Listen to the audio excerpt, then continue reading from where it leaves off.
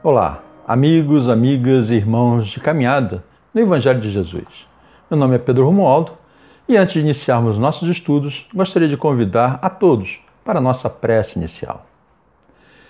Fechemos nossos olhos, respiremos profundamente e elevemos nosso pensamento ao Pai, que nesse momento nos observa e nos abençoa. Pai de infinita bondade, Mestre Jesus, amigos espirituais, felizes e agradecidos aqui estamos mais uma vez, tentando trazer o esclarecimento, os ensinamentos que o Mestre Jesus nos trouxe e nos convida a todo instante a praticarmos, a exercitarmos, que possamos com humildade trazer a mensagem mais adequada a cada um de nós, encarnados ou desencarnados. E assim, felizes e agradecidos, pedimos a permissão para dar por início o nosso estudo do dia de hoje, dando todos juntos, graças a Deus. Muito bem, meus irmãos, mais um encontro de estudos do Evangelho de Jesus através da nossa Fake Online, um canal criado com a intenção de darmos uma pequena contribuição na divulgação dos ensinos de Jesus. E o tema de hoje, que iremos ver, está no item 5, pecar por pensamento, adultério, que estão, na verdade, no capítulo 8 do Evangelho segundo o Espiritismo, denominado Bem-aventurados o que tem puro o coração. E nesse sentido, vamos estudar o capítulo de Mateus, versículo 27 a 28, que diz: pecado por pensamento, adultério. Aprendestes que foi dito aos antigos: não cometereis adultério. Eu, porém, vos digo que aquele que houver olhado uma mulher com mau desejo para com ela, já com o seu coração cometeu adultério com ela. E é interessante, porque se nós pararmos nesse versículo, teremos só uma única visão, a do adultério, aonde ficaríamos limitados a algumas questões. Por isso é interessante chamar a atenção do versículo 29, porque nós lemos o 27 e 28. E o 29, ele complementa, ele traz algo de grandeza, de seriedade, de atenção, de observação. Que mais ou menos ele diz que se o teu olhar ou o teu olho direito te escandalizar, arranca-o, atira-o para longe de ti, pois te é melhor que perca um dos teus membros do que seja todo o teu corpo lançado ao inferno. Olha a gravidade do ato. Ou seja, se nós formos olhar, como Kardec traz no Evangelho segundo o Espiritismo, que a palavra adultério, ela não pode ser olhada absolutamente nesse sentido exclusivo da própria palavra, mas num sentido amplo, de uma forma mais abrangente. Muitas vezes Jesus empregou essa palavra numa extensão maior, designando o mal como um pecado. Assim, todo e qualquer pensamento mau, ele se inicia pelo olhar, onde nos compromete, seja o pensamento ou pelo julgamento que fazemos. Quando os nossos olhos só são usados para o adultério, teremos simplesmente a questão: o que é o adultério? Não desejar a mulher do próximo, ou seja, significa o respeito ao compromisso assumido pelos outros, a questão do matrimônio, do casamento, a importância da família. Daí precisamos entender a responsabilidade do casamento da família, que Jesus já naquela época já falava. Embora, naquela ocasião, o homem, quando casava, a mulher passava a ser propriedade dele. Então nós teríamos algumas coisas para falar sobre isso, mas no tempo atual isso já não se faz mais sentido. Já é uma outra concepção, muito maior. Então, não se vai se prender única e exclusivamente no sentido da infidelidade no casamento, a infidelidade conjugal, que muitas vezes nós cometemos. Teríamos que falar muitas coisas. É um tema que poderia, vamos dizer assim, provocar outras questões a serem faladas. Mas o sentido, o significado de adultério, que vem da infidelidade conjugal ou da traição entre os cônjuges, e que não precisa ser consumada para ser pecado, conforme os versículos, pois só o pensamento já é uma questão grave. Então, nós precisamos aumentar um pouco essa visão do que é o adultério. O que ele significa? Adultério significa também ato de falsificar, de alterar algo, uma falsificação, uma adulteração. Pensemos, modificar um compromisso. Porque se nós olharmos um compromisso e ele é adulterado, é modificado, nós já estamos nos comprometendo. Imaginemos, pensemos um compromisso assumido com a nossa evolução no plano espiritual, ou o nosso compromisso com Deus. E o que estamos fazendo? Porque nós, nesse momento, nós nos comprometemos em nos melhorarmos, em seguirmos os ensinos de Jesus, em praticá-los. Mas já nos comprometemos pelos pensamentos de deixar para amanhã aquilo que pode e deve ser feito hoje. Quantas vezes retardamos uma iniciativa, um lado de ajuda a alguém, de determinado momento de você se colocar como ombro amigo? Quantas vezes nós nos comprometemos? Nossa missão é bela. Daí o pecado, o pensamento desse capítulo. Quando ele diz, daí arrancar o olho para não se comprometer.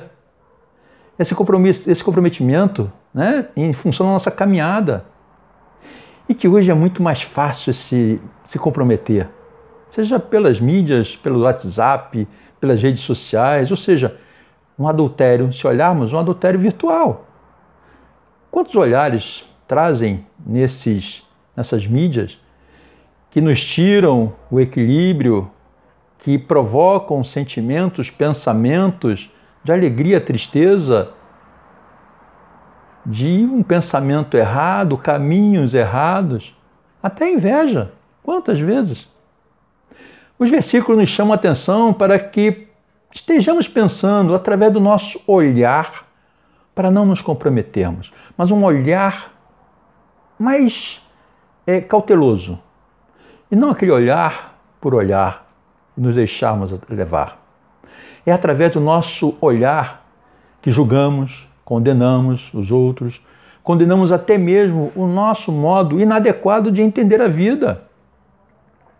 A mudança da nossa vida precisa ser feita com a cura do nosso pensamento e quando seremos capazes de perceber as soluções para os nossos problemas, avaliando o caminho que estamos tomando, se é o caminho certo ou errado. Quantas vezes nossa vida é tomada de decisões, precisamos tomar decisões, mas precisamos ter um olhar esclarecido daquilo que nós vamos fazer. Não percebemos, mas nossas enfermidades chegam pelo nosso pensamento. Nossos pensamentos nos atordoam a todo instante diante do medo, da insegurança, da dúvida, do ódio, da raiva, da inveja, da cobiça, da depressão, de sentimentos de traição que nos tiram a paz, podem até nos paralisar. Quantos irmãos vivem paralisados no medo de avançar profissionalmente, no medo de sair de casa, no medo da doença, de ficar doente, no medo de pegar um avião, o medo num relacionamento. Quantos de nós? E são esses pensamentos que Jesus coloca, que atrapalham a nossa caminhada, principalmente quando falhamos com as pessoas. Pensamento atrai outros pensamentos que se conectam. Qual o seu sentimento ao olhar para uma imagem? Imaginemos a variedade dos sentimentos quando se olha no Facebook, no Instagram ou no WhatsApp. Ou mesmo essa conexão que se faz com espíritos, digamos assim, com problemas, doentes, porque nós estamos numa conexão muito grande e o nosso pensamento faz com que tenhamos essa ligação. O olhar que devemos ter pode ser comprometedor. Com isso, mexe com as suas atitudes, seus desejos, suas vontades, suas ações, suas palavras, alegrias, tristezas. Como deveríamos ser mais estimulados a termos bons pensamentos, principalmente nos tempos atuais, que impera a intolerância em todos os sentidos, o julgamento associado às agressões, a desejar o mal para alguém só porque aquela pessoa é diferente de mim, só porque aquela pessoa torce por um outro time, só porque aquela pessoa gosta de uma outra cor. Nós temos que parar para pensar. Então, esse nosso olhar que nos leva a esse pensamento, ele é muito agressivo a nós e é preocupante a Jesus. Então, ele chama-nos a atenção para arrancar o olho no sentido da palavra de percebermos como nós estamos olhando, como nós estamos nos comprometendo. Isso é grave, muito grave. Quando você pensa mal, já está se comprometendo, mesmo sem praticar o ato. Você já fez toda uma imagem da cena. Um exemplo simples. Se você for fazer uma cadeira, você vai iniciar todo o projeto pelo teu pensamento, de como fazer, o que irá precisar. Você irá criar, irá materializar algo. Da mesma forma, quando ficamos querendo uma resposta de Deus para a solução de um problema, a nossa ansiedade, a nossa angústia podem criar maus pensamentos, até de deixarmos de ter fé, na confiança. Muitas vezes achamos que o tempo tem que ser o nosso, não o tempo de Deus. Nos comprometemos. Ou, quando nos preocupamos com avaliações dos outros sobre nós. Por exemplo, simples também comparação de uma entrevista de emprego. Depois da entrevista, você fica se perguntando, tenso, o que o entrevistador irá pensar de mim? Qual a avaliação dele? Eu estava nervoso, eu fui mal, não dei as respostas adequadas. Pode nos comprometer. E quando se refere às nossas atitudes no dia a dia, a preocupação com o julgamento dos outros, nosso pensamento pode trazer segurança ou insegurança. Por isso Jesus dizia, vigiai e orai. Vigia teus pensamentos, pois são dos teus pensamentos que serão os comprometimentos ou não aos nossos atos, atitudes, palavras, sentimentos, ações e reações. Ter Deus no coração é você ter o controle da sua alma. Quando Jesus dizia, é pela tua paciência que conquistareis a tua alma.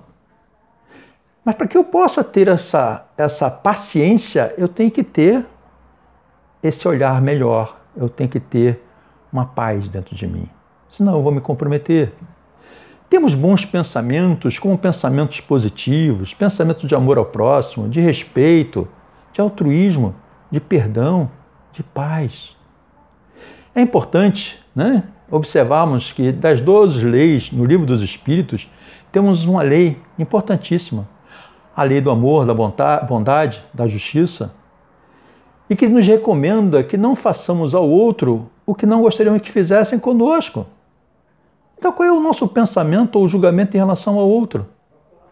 Qual é o nosso comportamento quando nos atraem, nos traem em razão dos sentimentos e ações? Estamos sendo verdadeiros com os nossos sentimentos ou é da boca para fora? Como estão os nossos sentimentos em relação às mágoas?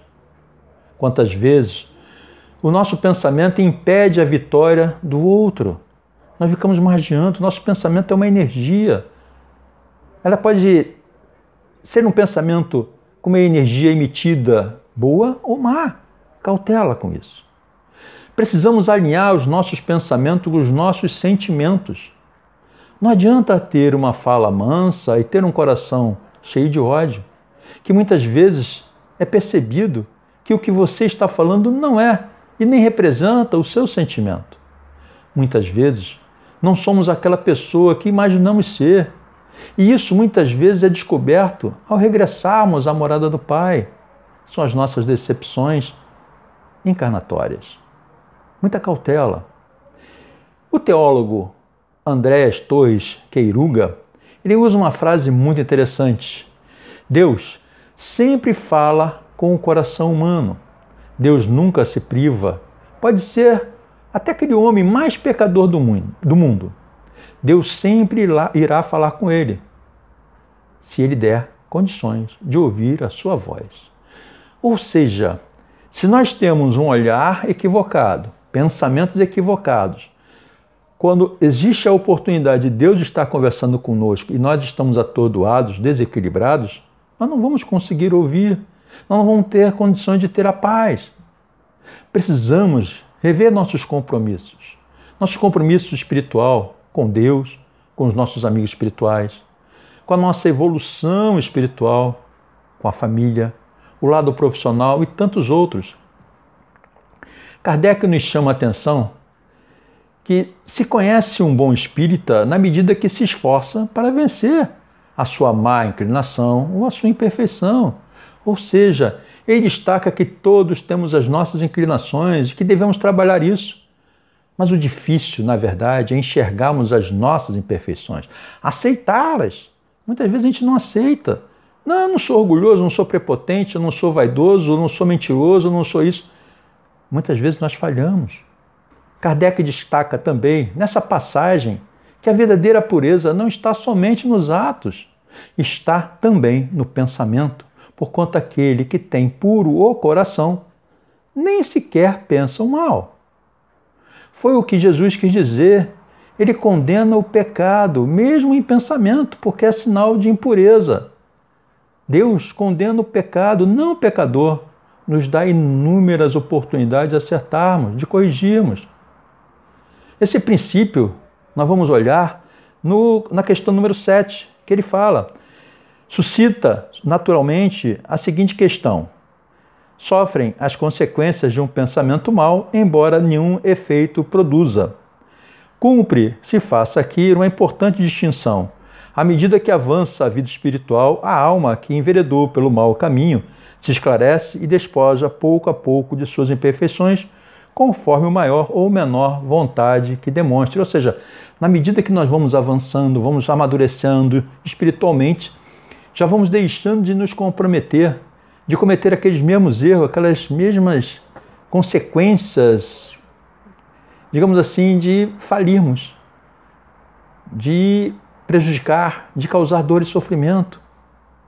É importante que, na medida que nós estamos percebendo isso, nós vamos nos despojando dessas imperfeições, né? Avançando nessa seara, nessa senda de amor, sendo amado a cada momento. Então ele faz uma observação muito interessante. Vai existir aqueles que começam o erro, o equívoco e param. Já tem o amor no coração, já tem uma percepção, já tem uma forma de observar que ele não está mais se comprometendo, ele não pode mais se comprometer. Mas tem aquele que começa, mas ele realmente se condena. Não posso fazer mais isso. Eu não posso pecar por pensamento ou por ação. Os meus olhos eu tenho que modificar.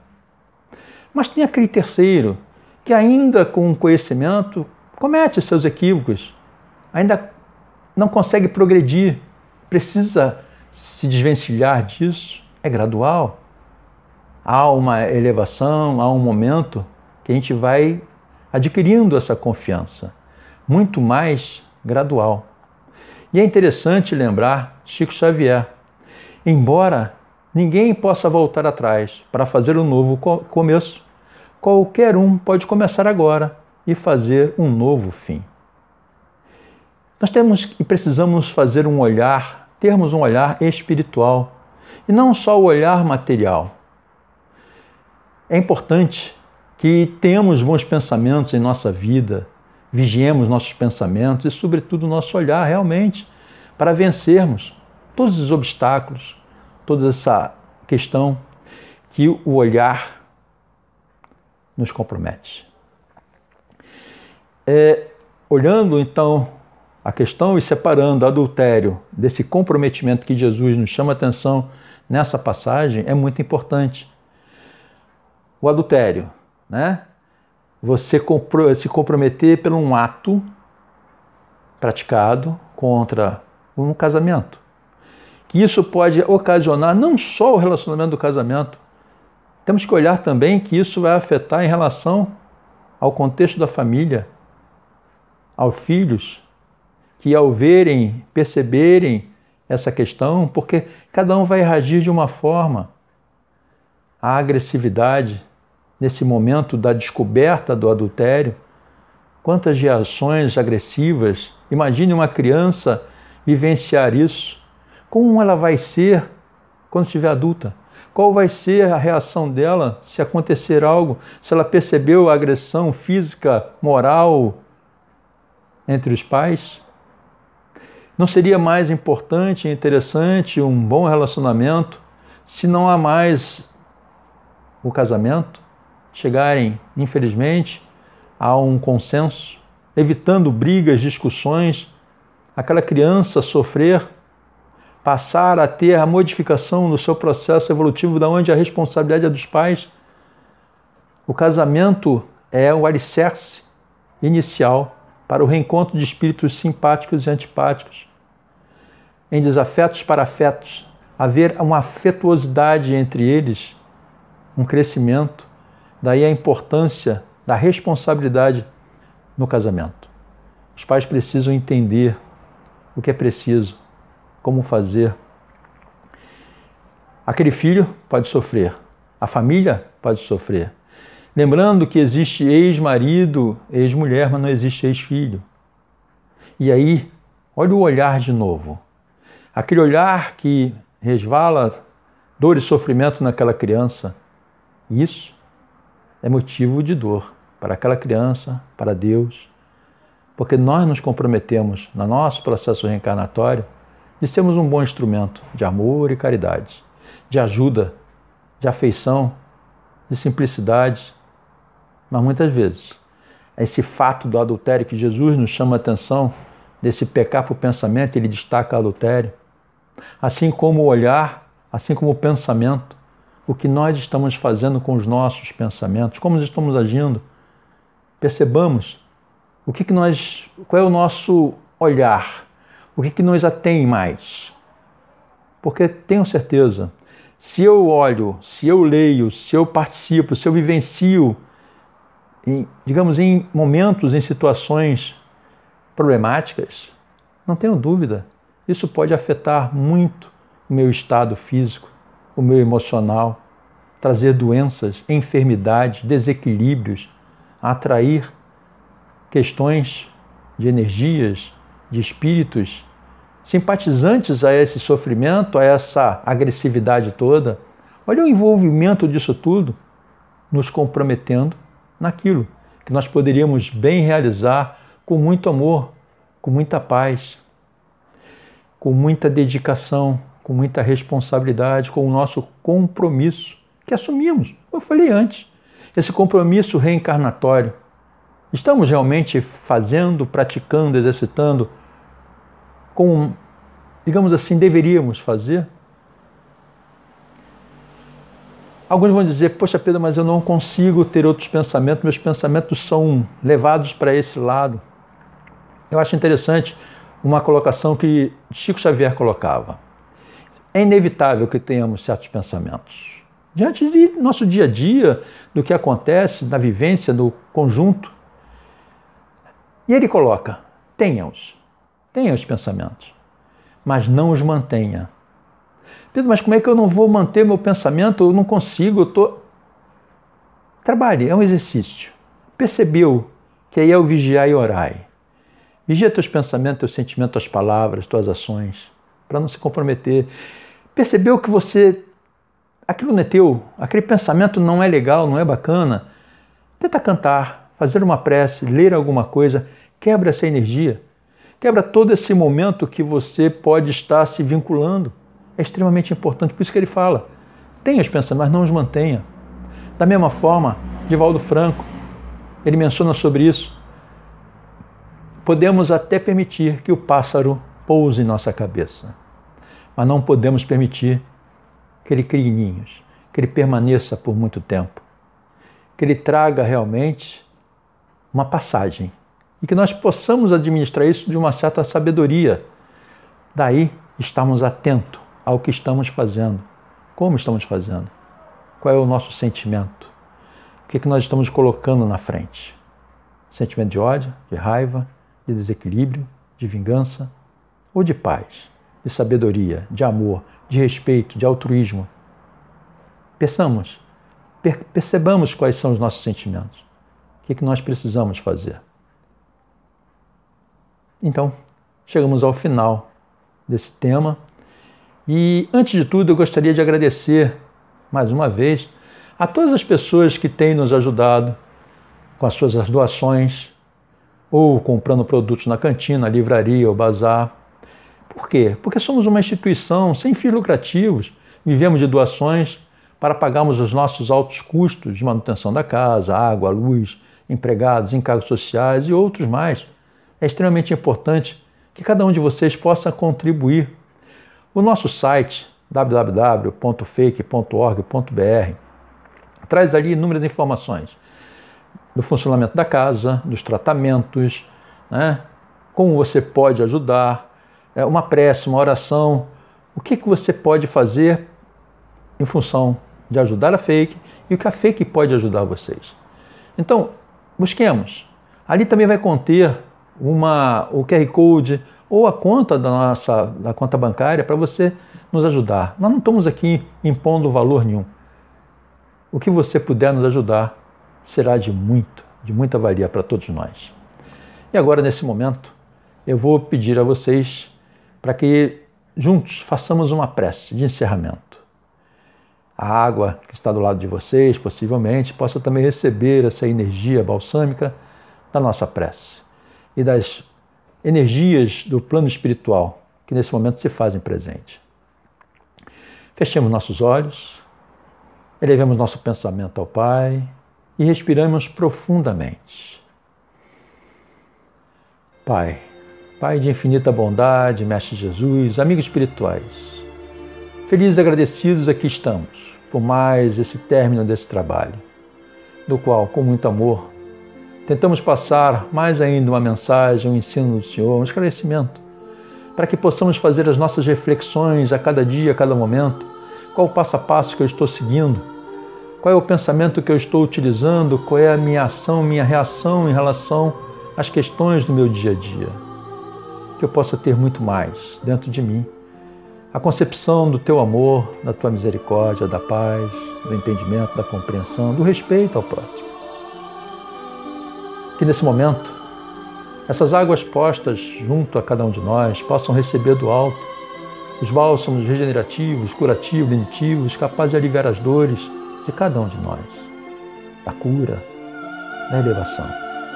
Que sejam também direcionados a tantos e tantos irmãos que se encontram em asilos, orfanatos, presídios, debaixo de ponte, hospitais, aqueles que sofrem a perseguição, o medo, a dor, que sofrem por muitas questões. Que possamos, Senhor, nesse momento, também elevar aqueles que desencarnaram recentemente, possam ser acolhidos. Aqueles entes que ficaram sofrendo pela perda, pelo sentimento de perda, possam também ser abraçados, acolhidos e ajudados. E assim, felizes e agradecidos por tudo que nos concede, é que te pedimos humildemente a permissão para dar por encerrado o nosso encontro do dia de hoje, dando todos juntos graças a Deus. Meus irmãos, eu agradeço muito esses minutos que estivemos juntos. Que Deus os abençoe. Um beijo no coração de vocês e fiquem em paz. E obrigado.